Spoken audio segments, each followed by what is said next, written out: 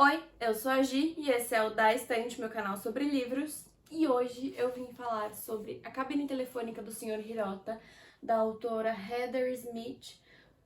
Esse livro saiu pela Melhoramentos já faz um tempinho e ele é absurdo. Esses dias eu tava olhando lá as estantes, eu já conhecia ele, mas eu ainda não tinha tido a oportunidade de comprar, de trazer. E aí eu vi que ele tava por R$39,90, esse é o preço original dele na livraria, o preço de capa. E eu falei, cara, esse livro tá muito barato pra grandiosidade que ele é, eu preciso comprar ele agora antes que o preço mude, porque tava bem no período de mudança de ano e aí nesse período os preços mudam dos livros, né? Ficam mais caros, sinto informar. E aí eu falei, não, vou levar logo. E aí eu comprei e trouxe. E eu vou deixar aqui embaixo o link pra vocês encontrarem ele, comprarem ele por um preço mais gente fina ainda. Então, vocês deem uma olhadinha. E sempre que, importante, antes de continuar, sempre que eu tenho promoção na livraria, eu coloco no Instagram. Então, me siga no Instagram, eu vou deixar aqui em cima. E aí vocês conseguem acompanhando as promoções, coisas novas, lançamentos e tudo mais que eu posto lá todo dia, tá bom? Então, A Cabine Telefônica do Sr. Hirota. Esse livro é um livro infantil, a gente costuma vender ele na faixa de 7 a 9 anos. E antes de começar, eu vou ler pra vocês um trechinho pequenininho do prefácio, que é escrito por Alexandre Coimbra Amaral. Prestem atenção, por favor. Nas páginas seguintes, você voltará às saudades mais inesperadas, trazendo para o aqui e para o agora as ausências que não cansam de lhe faltar. Leia para seus filhos e leia para si, porque não há nenhum de nós que não passe pelo que o protagonista dessa história vive. O tom é poético e as ilustrações serão aplaudidas por suas retinas maravilhadas. Enquanto houver poesia, haverá espaço para se falar de qualquer coisa, até dos momentos em que nos sentimos ao avesso. Cabine Telefônica do Sr. Hirota, Heather Smith. Esse é o prefácio que o Alexandre coloca, contando. Ele faz um prefácio maior, né? São 4 parágrafos, mas eu quis ler esse trechinho pra vocês, porque ele já dá uma prévia de que você vai. de que o olho não vai ficar seco no final. A história conta sobre Makio e o Sr. Hirota. E assim, o Sr. Hirota é vizinho do Makio. O Makio é um menininho, é uma criança.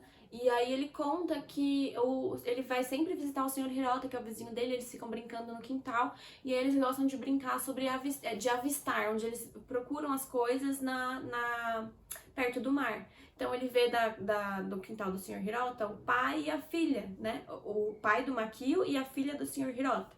E aí o Makio sempre fala, achei meu pai, achei sua filha, e eles brincam disso. Até que um dia um tremor começa e uma onda vem e leva um monte de gente embora, um tsunami acontece.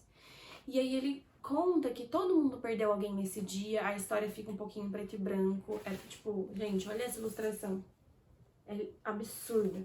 E aí ele conta que todo mundo perde alguém nesse dia, conta que o silêncio paira sobre a vila e tal.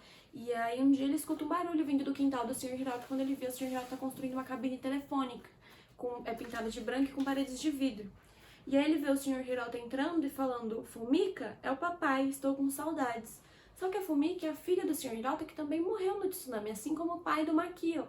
E aí ele acha estranho. E aí com o tempo ele vai vendo várias pessoas indo nessa cabine, conversando com pessoas que perderam. E aí num dia ele vai gritar pro oceano que ele quer que traga as pessoas de volta, porque o Makio e o pai dele sempre conversavam com o oceano e ouviam os sons das ondas do mar, que pro Makio e pro pai, tava dizendo bom dia. Então eles brincavam com isso. E aí ele vai super bravo pro oceano e fala que ele quer as pessoas de volta. E aí o oceano só sussurra bom dia de novo. E aí ele vai furioso até a cabine. Quando ele entra na cabine, ele vê o telefone, ele vê que é um telefone sem fio, não tem nada na cabine, só um telefone sem conectar a lugar nenhum. E ele pega o telefone e aí ele fala com o pai. Fala, olha pai, eu fui bem na prova de matemática, a mamãe pintou o quarto de vocês com seu tom favorito de azul, e vai contando as novidades pro pai. E assim vai indo essa cabine telefônica que serve para as pessoas falarem pros entes dela as novidades, uma maneira de se curarem, sabe? De se conectarem. Eu fico emocionada com essa história, é linda. E aí cara, não sei explicar. Vocês estão sentindo a beleza? Eu fico arrepiada. E aí, então, o Sr. Hirota construiu essa cabine na intenção de o vento levar as palavras dele pros entes que foram levados pelo oceano. E aí o Makio tá nesse processo de cura, e aí ele fala com o pai, e isso é tão E aí quando você chega no final da história, você vê que é uma história real. É uma história inspirada numa história real. Um homem chamado Itaro construiu uma cabine telefônica no seu jardim e após um tsunami, as pessoas começaram a visitar essa cabine telefônica para falar com seus entes.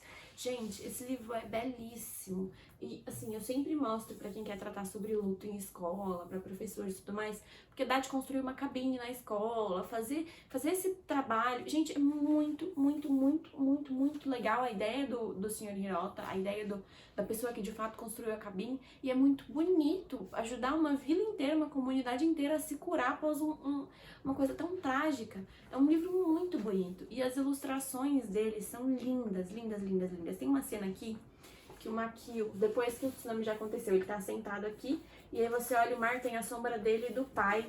Vocês estão vendo? Isso é maravilhoso. A ilustração é absurda. A ilustração é feita por Rachel Wada.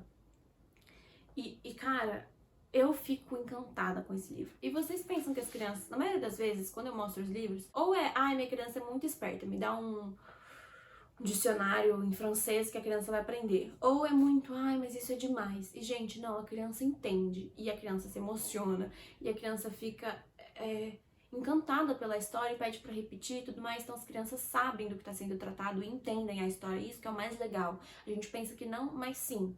E, enfim, eu acho incrível. Se vocês leram qualquer coisa nesse estilo, me contem, coloquem aqui embaixo, compartilhem, por favor, porque esse livro merece. Se inscrevam no canal. Até a próxima.